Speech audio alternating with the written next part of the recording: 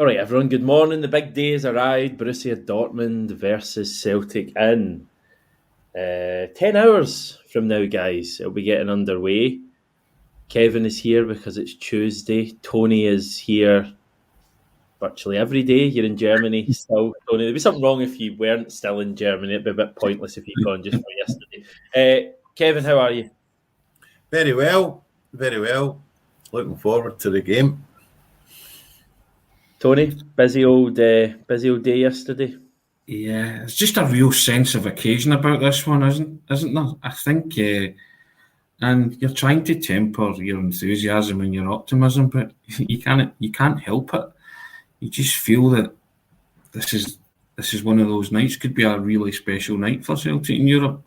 I know we've felt like this before, but we've had our hopes crushed and dashed pretty early on in a lot of those fixtures. But I don't know, there's just something different about this one. The manager and Arne Engels were talking about it last night. Just the mindset, the mood music heading into this one, it's all been very, very positive.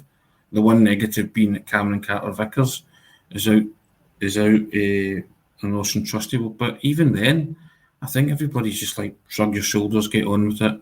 Austin Trustee will have been told he's playing. You'll have been told from Saturday that he was playing in this one probably. So, I just don't think anything can dampen the enthusiasm or the spirit at this moment in time. It's just a real feel-good factor about Celtic. And listening to the manager and Arne Engels do their press conference last night, nothing dissuaded me. There was no negativity at all. And if anything, I was kind of like, all right, you guys fancy this something terrible, So it's, talk's cheap, isn't it? Talk the talk, walk the walk, and Kevin will tell you that great Glasgow expression. It's no saying it, it's doing it. Celtic have to do it on arguably one of the most iconic football arenas in European football against a European heavyweight. Big test for them, but I think there's optimism and it's not misplaced. Does it feel like it could be a special night, Kevin? What do you reckon? He's going to burst our hope here with that M. Temper it with realism. Look, I've just been here so often before. What I will say is that on the two previous occasions we played Borussia Dortmund, it was with far weaker teams than this one. First one was 87, 88, and Murdo was playing for Dortmund. They weren't brilliant then either, but they'd a couple of German internationals, beat us 2-0 over there fairly comfortably, and then the other time was just 3 or 4 years later, and we were in the doldrums at that time, and we held them somehow a 1-0 defeat, and then Jerry Creaney, I think, opened the scoring in the return game, and then they get a couple. I feel, so any optimism I have is founded on some of our performances over the last 2 seasons. I know that some of our colleagues in the press who can't see beyond their nose and have the cultural memory of a goldfish just look at the stats and say, they get very little understanding of these things, some of these football writers. But I saw all of the games over the last 2 seasons, and we were building towards something in quite a lot of those games. Real Madrid for a while, even Real Madrid away from home when we were beaten 5-1, because people forget about the 2 absolutely ridiculous penalties that Real got, and also the ridiculously high number of shots on goal that we had in the Bernabeu. I'm thinking about the 2 home games against Lazio and Atletico Madrid. I'm thinking about the 2 games against Shakhtar Donetsk. I'm thinking about Leipzig away from home, when although we were beaten 3-1, we matched them. And I'm thinking, beating Feyenoord 2-1 at home, under the manager who's now looking after Liverpool. I think it was Feyenoord's only, I think it's his only defeat in a long time. It was against us.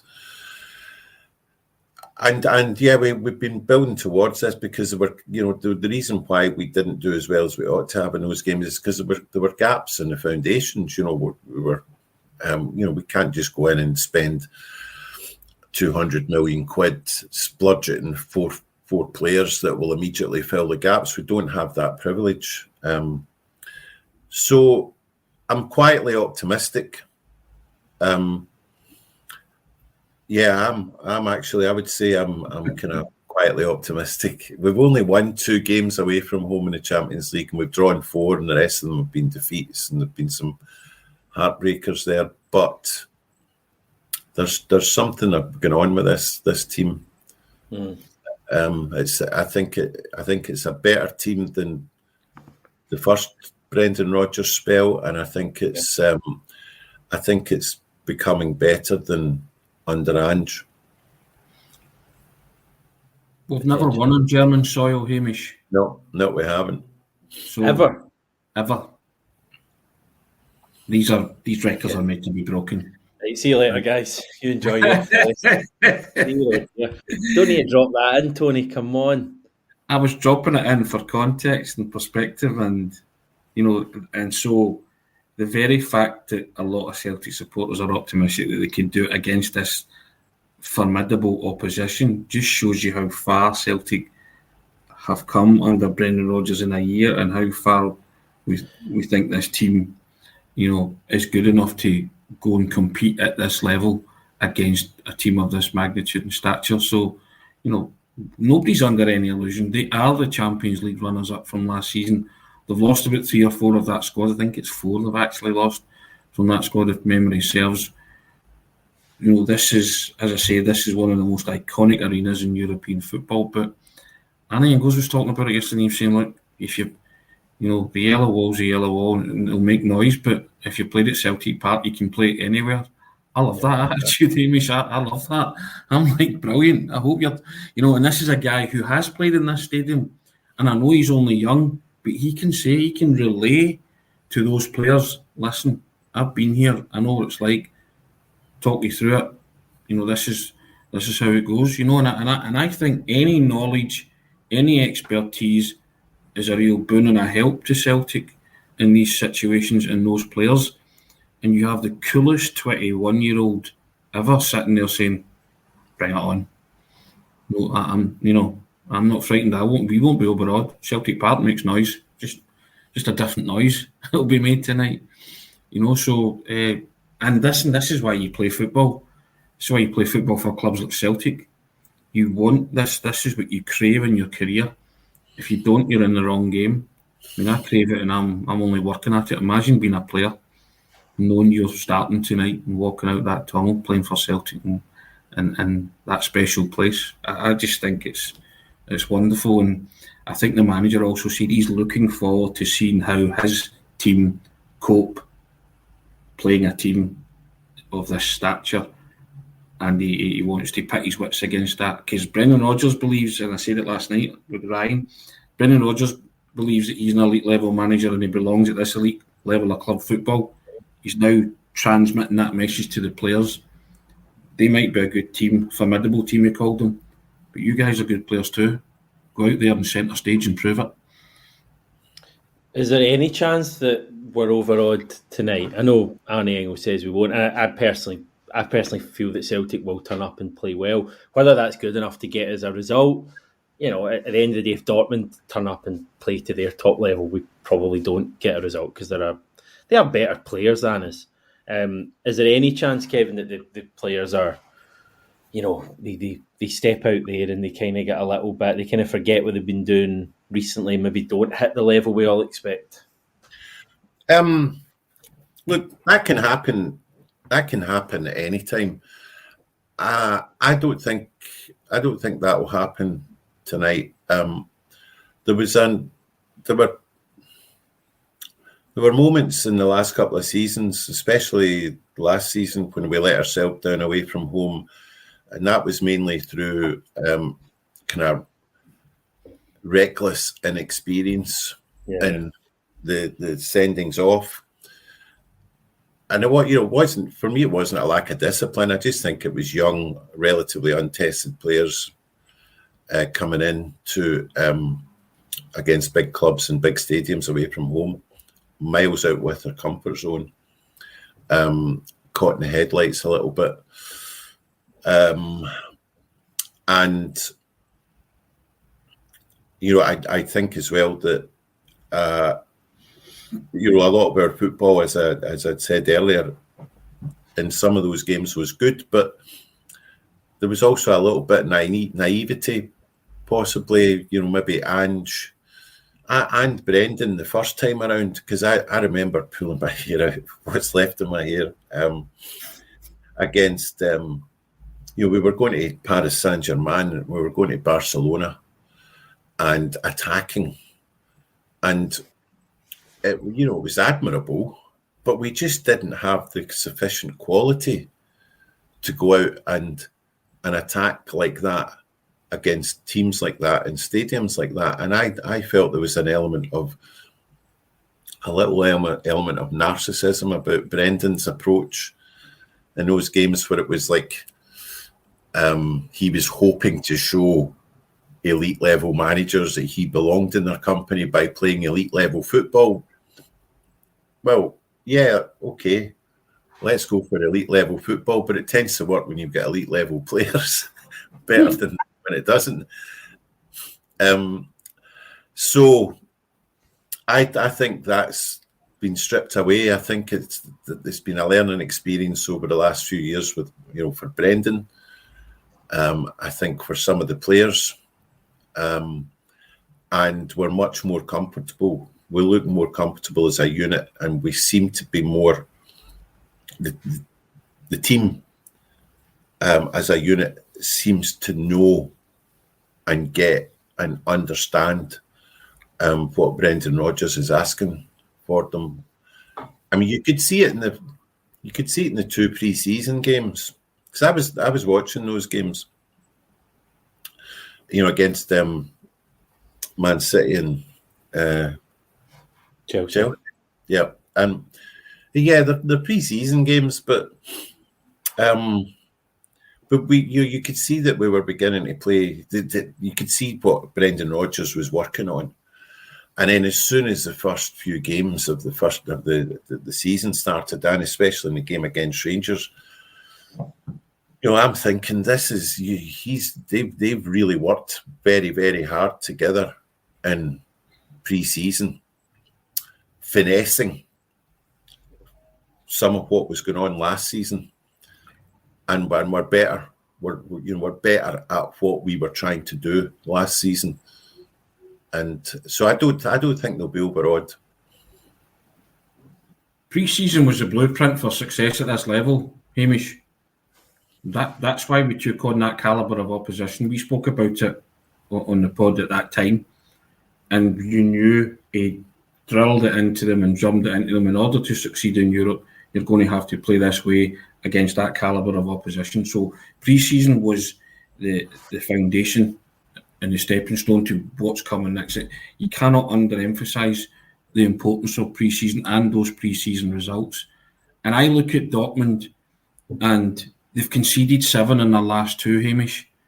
There is chances for Celtic tonight. There will be goal-scoring opportunities because this team can create.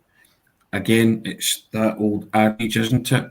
When you're on top, and if you create gilt-edged chances or opportunities at this level, they have to be taken, because this is a team that will punish you when it's a role reversal. And the manager was talking about, you'll have to deal with adversity and deal with pressure, but he's got the players that, as Kevin said, they're all mentally attuned, physically attuned, know what they're doing, and you trust the manager and you trust these players to carry out their instructions, and you just hope that when the opportunities present themselves, that they can be as clinical at this stage as they have been domestically so far.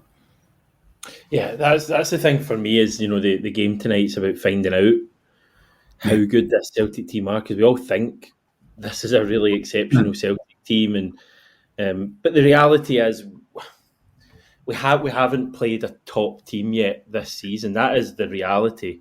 We've been the favourites in every game.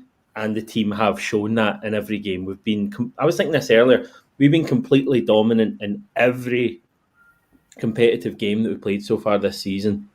I think that's maybe 9 or 10 matches, completely dominant. But tonight you're going in as underdogs, and you can argue about how big underdogs we actually are. And I don't actually think we are as big underdogs as maybe some people would think. But they are the favourites for this game. And I still think as much as I think this is a different Celtic team at this level, I think we saw signs against Bratislava. We still have to find out, have we learned from shooting ourselves in the foot like we did at times last season, conceding daft late goals, not being able to hold on to leads, red cards, just general kind of game management, and also the dark arts and all that kind of stuff. The stuff we felt last year that the likes of Atletico had and we didn't. I still think, tonight's the one to find out, how far have the team actually come on from last season. My hunch is that we have come on a hell of a lot, and I think we'll show that tonight.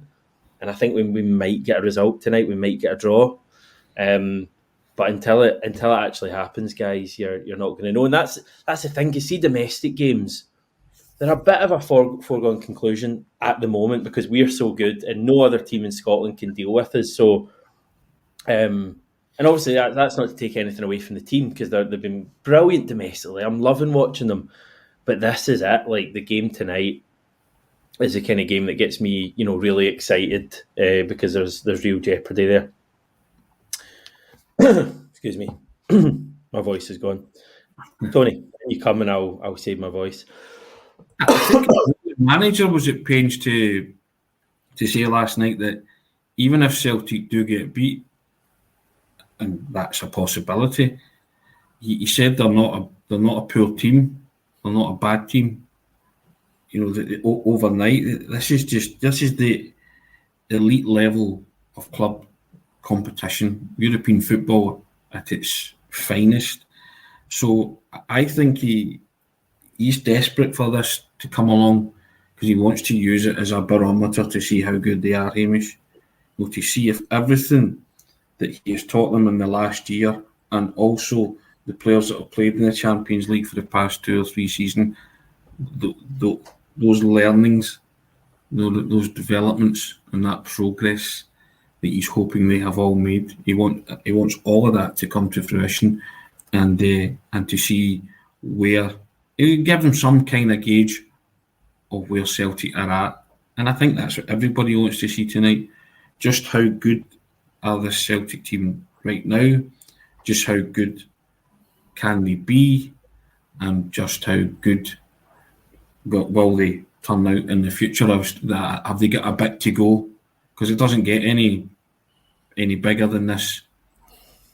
Champions League runners-up. The only other major test would be, I guess, against Real Madrid. And they played Real Madrid not that long ago, and as Kevin rightfully mentioned, had a decent hour, and then it all went sour, didn't it, after the hour?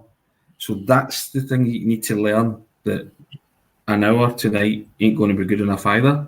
You have to go the full distance. You have to be in it the whole time and give yourself a chance to be in it, stay in it.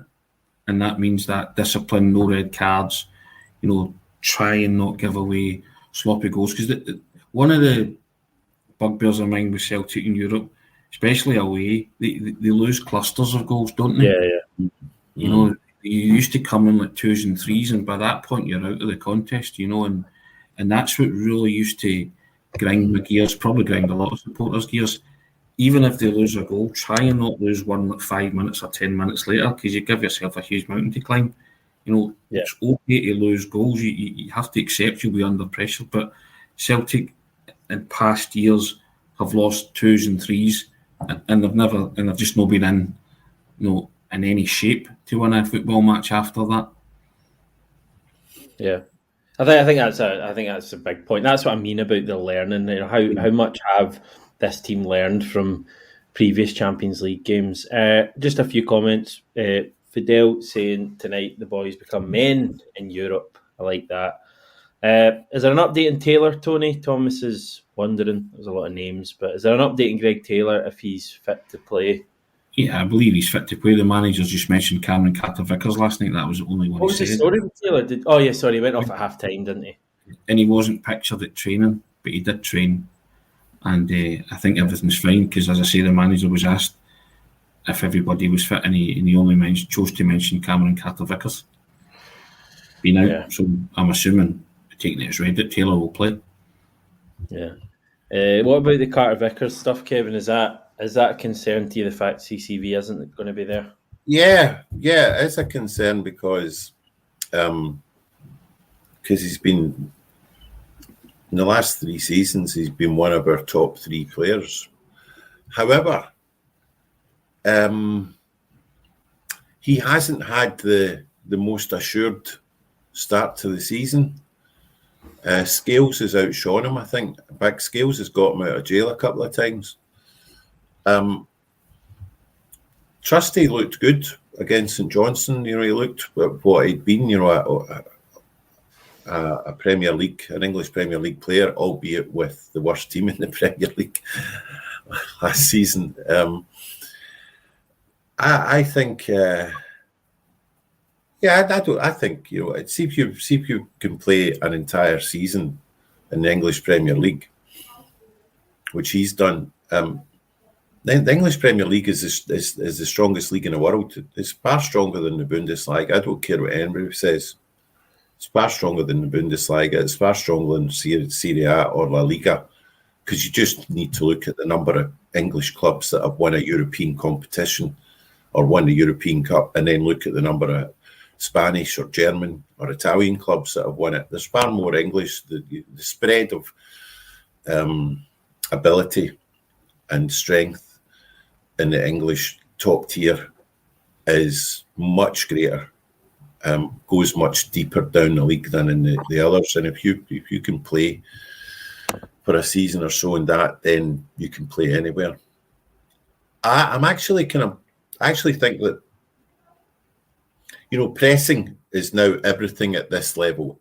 Everyone accepts that. Your ability to press intelligently rather than just chase balls down is key to everything. And for the first time, I think we have in Maeda, Kyogo, and Kun, we have 3 players who can carry out an effective, intelligent press against high-quality opponents. I think one of the reasons why no team domestically can live with us, and nor will they this season, is because we've got that. No other team has in Scotland. It's nowhere near it, and no other team in Scotland can cope with Kun, Kyogo, and Maeda coming at them in their first third of their first third. That's required as a given at this level in Europe. It's just the way the game is, and we've done it in fits and starts. But with those 3, I think we can do it. We're able to do it far better at this level than we have before. I'm intrigued as to, there's the kind of Bernardo Hatate, and I know that we were having a debate the other week, Tony. It was Hatate versus you were saying Bernardo, we were saying Hatate. I think Bernardo might start tonight. Yeah, I think he will. I think he will. Yeah, I think he will. I think I still think Hatate is probably the most naturally gifted footballer in the side, maybe give or take, an Engels. But the Celtic are going to have to do a lot of running tonight. If Celtic are going to get anything from this game tonight, they will have to be prepared to track every run that the Germans make. That's just, which is why, the pressing in the final third, is crucial. But the midfield will be required to really concentrate and track all the runs. And I think Bernardo does that is doing that better than Hatate right now. Yeah, Bernardo starts for me. Hatate's not a bad sub to come on, later on in the game, depending on how things are going. But yeah, Bernardo starts for me, Tony. Yeah, Bernardo for me, Bernardo, Engels and Callum McGregor. And an interesting stat that was brought to me last night, I think Ryan flagged that up actually. Cameron Carter-Vickers has missed 5 out of the 12 Champions League games that Celtic have played. So this will be 6 out of 13. So read what you want into that. He was sort of saying there's some ongoing issues that need looked at with Cameron Carter-Vickers, but that was interesting. Yeah, listen, Austin Trusty's there. That's it. It's not something you need or have to dwell on. He'll be beside Scales. That's a central defence, and we run with that. But yeah, Bernardo, the great thing about Bernardo is, allied to that running power and tracking back and all that, he's an excellent footballer. Celtic need as many excellent footballers on the park tonight, technically gifted as well, to match up to a team full of technically gifted footballers. And it gets lost in the vortex a wee bit with Bernardo, because he does do the tracking back and all that. But his technique for Saturday's goal was brilliant. Brilliant. And, every goal he scored for Celtic's been an absolute belter. He doesn't do that. Because I asked him on Saturday, do you score tap-ins? Every goal you score's been a cracker. And he laughed and he says, I'll need to learn to score tap-ins, but so far, we've all been from the edge of the box, haven't they? To my knowledge. And also the goal that was scored in the winning goal in the cup final either was from his strike from the edge of the box, so he's got it in his locker to produce something special. But I think in terms of that, I'm more comfortable because I think, it's called the engine room for a reason. And I think that's a right good engine room with those 3 players there. Bernardo, Engels and McGregor.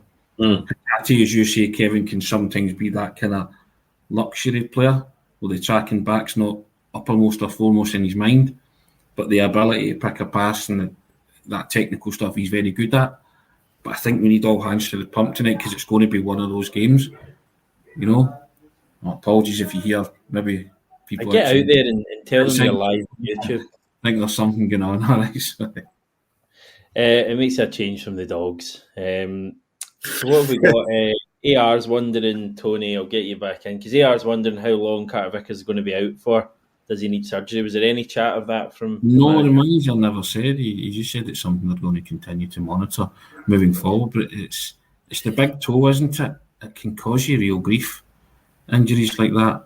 I referenced Mark Reaper the other day, didn't I, who had to retire early from playing professional football because of a recurring toe injury. I don't know if with Carter-Vickers if it's as serious as that, because Celtic always say it's manageable, but if there's underlying or ongoing issues, it has to get looked at, has to be treated, and get some kind of definitive on it.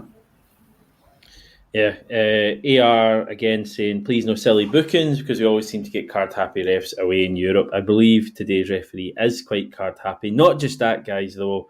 Would you believe he sent off a Celtic player the last time he refed us? Vakun Bayo was sent off away to Rennes in 2019 by this referee, and it was a bit of a shambolic red card. I don't know if you remember, guys, but I do remember it.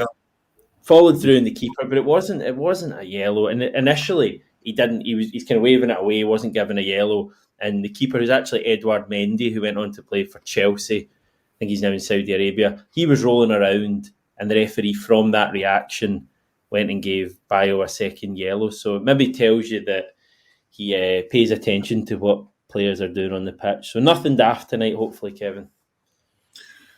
Yeah, I think we are a far more disciplined team as well. And I think Callum McGregor is another year older. I think he's playing at the very, very top of his game. McGregor will be telling himself, look, I produced against Real Madrid. I can produce it against anyone. But Callum's grown into that captaincy year by year. And at this moment in time, his captaincy is probably he's developing into one of our most influential captains ever. You know, in the post-war era, you look at the likes of Billy McNeill, Roy Aitken, etc., Danny McGrain, Paul McStay. Callum McGregor, I would say, is getting towards, you know, Billy McNeill influence. You know, he commands utmost respect in that club. He matches it with the performances. There's been a couple of little kind of cameos that he's provided. I think it was in one of the goals against Rangers. Towards the end of last season. No, it wasn't. It wasn't. It was the cup final winner. So they've all gone to Ida. There's just a couple of minutes left. Everyone's going bananas, and that unique angle that Celtic provides. You know, you see him. They've had the celebrations, and then he's saying, you know, focus. There's still a few minutes here. You know, that's gone. Back up the park. Let's start again. There's this game's still to be won. That's real leadership. So yeah, I'm kind of talking myself into optimism here. I'm better. Good. Perish the thought, Kev. My goodness. You know? I mean, Tony, you know, God bless you, but I mean, I've been to a few away games in Europe, and the only me too. The first goal I ever seen Celtic score away from in Europe was Blackburn Rovers. The only time I saw them win away was Blackburn and Ajax, 1982. Which is a belter, right enough. Blew my first grant check at uni coming to Cologne in 92. All right, I see. To see Liam Brady's team not have a shot at goal. 2-0. Wasn't best pleased. They turned it round the second leg right enough, but yeah. So yeah, been in that German movie before, so hopefully it's not the same. But listen, you can be as optimistic as you want. We can talk the talk on here, but it could have no bearing on what actually happens tonight. But yeah. Is that your room service? Can't make this up, could you? It's still happening. Is that Ryan trying to get in? Timing is everything, isn't it? Give me a second. That'll be the house cleaning. I kind of want to just not speak and just see how this goes, but we should probably move on. Tony, ask her how she thinks the game's going to go. I was going to ask her, but my German wasn't up to much, you know, so I just sort of declined. But there you go, you couldn't make that up, could you? But I'll tell you another thing. It's good to be. It's great to see pictures of Murdo. Great guy. Murdo was our columnist. Well, when I was at the Daily Record, Murdo was our columnist, and I wrote his column for many, many years, and just great to see him making a recovery. And great to see him that he'll be there tonight. He was saying he was flying over to meet some friends, so hopefully Paul Lambert's there, Jeremy Toljan, is he there? Does anyone know? Hopefully he's somewhere around the media, and I get to see him. There's a lot of love and affection for both Paul Lambert and Murdo McLeod. So excellent. But no, great people. Can I just go through a few comments just before we go? Charlie's asking us to talk about the weather because we're nervous enough. We will actually do that because Colin reckons the pitch should be nice and damp. What is the weather forecast? Chucking it down. Is it? Chucking it down just now, yeah. So, it's a slick pitch might not be the worst thing that could happen to Celtic. Although, I mean, the Germans, they're as accustomed to bad weather as we are. Correct. So I don't think it's just with the through balls, though, eh? You kind of advantage. Yeah, that's it. If you time that right, with the quickness and intelligence in that front line of Celtic, you could catch them out. So we shall see. What else is on your list of things to do today before kick-off? Pray for a Celtic win. Or as the famous Irish comedian Dave Allen, you'll remember this, Kevin, he said, "May your God go with you, but not to the football." he always said, "May your God go with you," and then he had an addendum. That was one. Yeah, "May your God go with you, but not to the football." That was always one of his, one of his mantras, which I always thought was very funny. But yeah, I think. Listen, I just think it can't come quick enough. It's going to be a long time till 8 o'clock tonight, isn't it? But I don't think, and correct me if I'm wrong, but there hasn't been a heightened sense of anticipation among the Celtic supporters for a game of this magnitude in a long, long time, thinking that something could give and you could be witnessing something special. You've gone in with blind hope and blind optimism and blind faith. You're a Celtic supporter, you always do that, but when push comes to shove, you always kind of get let down and you think, well, we kind of half expected it. You're half expecting Celtic tonight to do something pretty special. And if they get beat, then, you're not going to run away and cry and get upset because you cannot underestimate the gargantuan task that Celtic are facing here, trying to win for the first time in Germany against Borussia Dortmund in their own backyard. But this would have frightened me 12 months ago, Hamish. Mm-hmm. And it would have frightened every Celtic supporter. You'd have thought, nah, we're not equipped. I think we're as equipped as we'll ever be in a squad, in terms of squad, to cope with something, with a game of this importance. And we will get that gauge and we'll get to see how good we are and how far we've still got to go come 10 o'clock to 10:30 tonight. There's going to be so much to chat about tomorrow and for the rest of the week. Enjoy the game, guys. You in particular, Tony, I'm very jealous you're getting to see it in the flesh. It should be a good one, and let's hope we can do ourselves justice, as you just said, and get the result. Thanks very much, guys, for chatting. Thanks everyone for tuning in and watching. And yeah, as Tony says, we've got just over 9 hours now until kickoff, so we're gradually getting there. It's going to be a big night. Enjoy yourselves, and we'll catch up with you. Just before the game, Tony? Is that the plan?